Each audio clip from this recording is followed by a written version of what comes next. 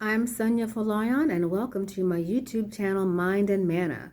And this channel is primarily geared for Black women 55 years of age and older who wish to improve their finances in order to level up to a more intentional way of life that includes freedom, rest, and ease, and also travel, which is so important. And I really want to support women in living wherever they choose to live in the world. So, I wanted to talk a little bit about the importance of financial literacy, but why financial literacy is not enough. And I have 10 strategies that I'd like to share with you that I use in talking to my clients in terms of how I work with them to improve their relationship with money, and I want to share that with you. I also would like to ask you to please like, comment on, and subscribe and share the information in this video if you find it helpful. So I want to talk a little bit now about the strategies that I use in working with women who are approaching retirement age, or who might be at retirement age, and who wish to have a little bit different relationship with their money in order for them to do the things that they've always dreamed about. So one of the things that I know about traditional financial literacy is it is very information-based, very objective, and sometimes I think there can be some shame aspects to it. I've seen some financial instructors really make people feel bad about some of the choices that they've made without really understanding the context of people's lives. There are some genuine structural barriers that many people in the United States face in terms of their finances. The financial disparities among Black women are well documented. Many of the issues are structural, that are based on centuries-old patterns of exploitation of women's labor, Black women's labor.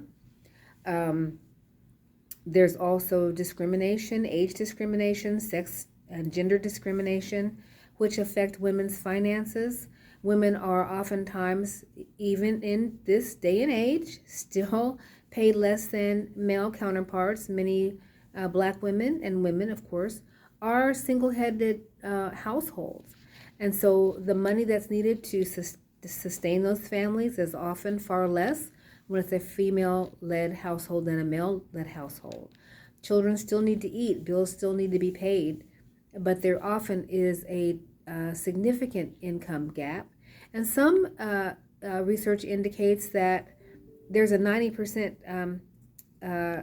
difference in the way Black women and white women are paid, and the overall effect on wealth and assets.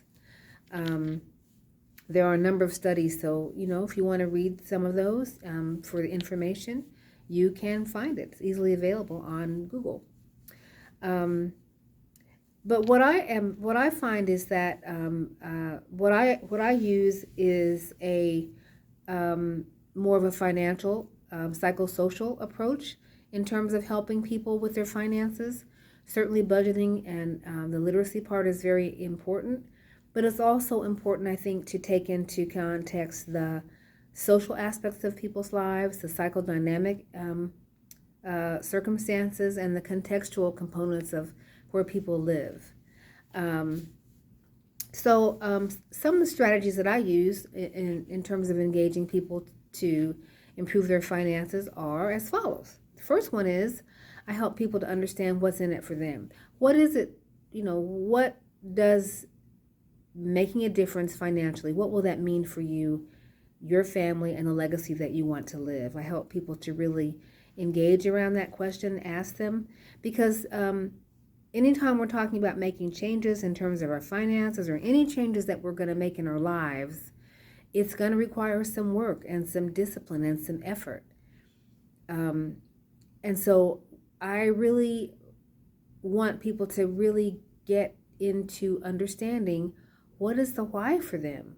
What is the reason that's so big for them that they're willing to make some of the sacrifices that are going to be needed to make the kind of difference they want to make? The second one is I help clients to understand why they are where they are. And again, sometimes there are some genuine structural components that people are not to be blamed for, that help to contribute to their financial circumstances. And then there are also other decisions that we've made that we need to be accountable for. Sometimes we make decisions because we don't know any better. Sometimes people make decisions because they've given up hope. So helping people to really understand why they are, how they got into the situation that they're in, really can be a catalyst to help them make some changes. The next thing I do is I help clients to connect to where they want to be in the future. Where do you want to be? How do you want your life to look? How would you design that life to look in the future? Because there's always, always, always, always, always hope to have things different. When we spend a lot of time in the past feeling guilty, now there is a good part about guilt. I mean, sometimes guilt can really motivate us to do some things differently, helps us to be accountable for some of the mistakes that we've made in our lives. But we don't want to live and stay in that guilt. We want to move forward. We want to think positive. We want to think about the future that we want to create. And so I work very hard to help people to understand the importance of hope and that it is very, very possible to change. It's never too late to change. Even if we live to be 110, 120 years old, we're always going to need money. So it's really important to help people to have hope that they can make the changes that they need. Number 4 is I help clients understand that they always have choices. That is so important. We cannot make the changes in our lives if we are feeling like victims or if we have a victim mentality. Even when we make choices that are not the best, if we can own those choices and understand that we had choices even to make the bad ones, that's an empowering place to be. So I really help people to understand that they have choices. They always have choices moving forward. The next one is I help clients to integrate self-assessment into their daily lives. I work with clients a lot on assessments,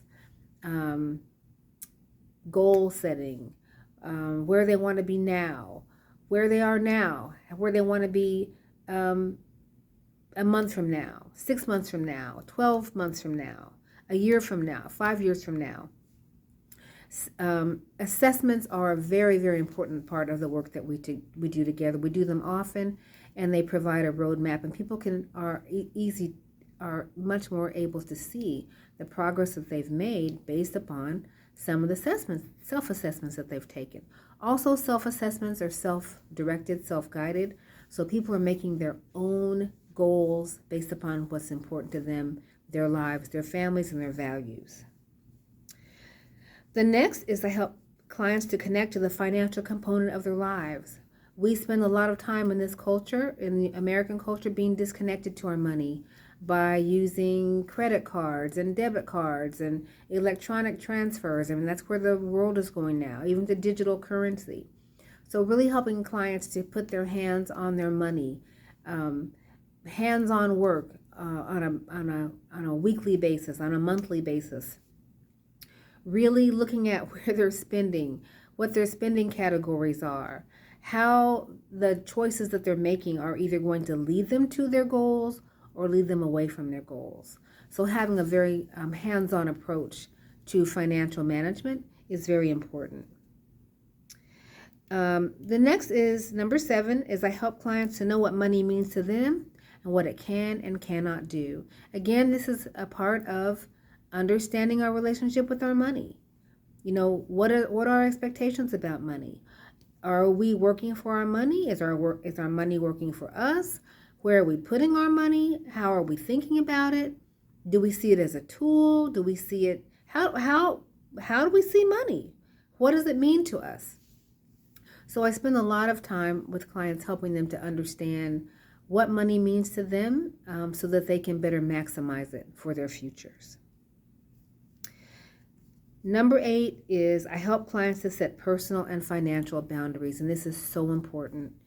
Oftentimes, especially with women, with Black women, the socialization that we've gotten is that we need to really spend a lot of time in service to other people, to our community, to our churches, to our universities, to our students, to our children, to our spouses, to our friends, our networks,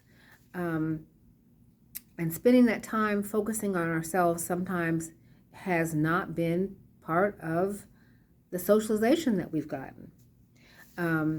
Understanding the importance of having our own money, having things work for us, setting boundaries, not taking on more than we can handle, avoiding stress, not saying yes when we need to say no. All those things really are important components, and they do affect our relationship with money, how we manage money, what we do with it. Are we able to save and invest it, or are we spending it on other things, other people, other organizations? Are we putting all of our money in the church? Are we saving any for us? So that's very important, to be able to understand and to set personal and financial boundaries. What we have a right to, what we have a right to accept, what we have a right to differentiate for ourselves in terms of our personal boundaries and in terms of our financial boundaries. The next one is I help clients to recognize their financial habits and patterns.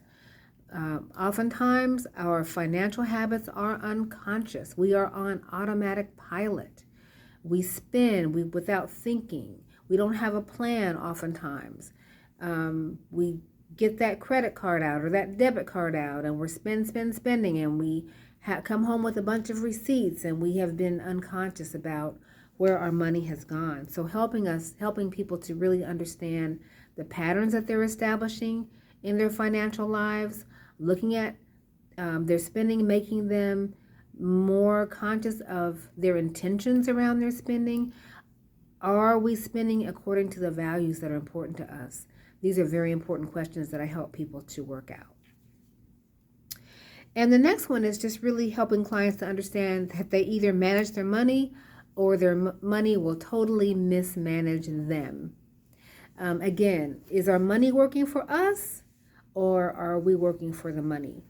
So having that understanding, that money is a tool that we can use to further our lives, to impact our children's lives, the difference we want to make in our communities. But we have to be in charge of that tool. We have to tell the money where we want it to go, and the goal is to make our money grow and work for us. We want our money to have babies so that it can continue to finance the legacies that we want to leave. So these are some of the ways that I help people to develop a better relationship with their money, to make better choices, to feel good about their choices, so that they can begin to do more of the things that they've wanted to do. Many of us have very, very important dreams and books and ideas that are simmering on the back burners of our lives. And so when we can put those things front and center and fuel them with our resources, then we can have the lives that we want to live, and we can live wherever we want, ever we want to live in the world. So I hope that this has been somewhat helpful. It's kind of how I work, and if you would like to book a discovery session with me, I will provide the information in the text of this broadcast here. And again, this is the Mind and Manna channel here on YouTube. Please like, subscribe, share, and comment if this has been helpful for you. And thank you so much for taking the time to listen. All right, thank you.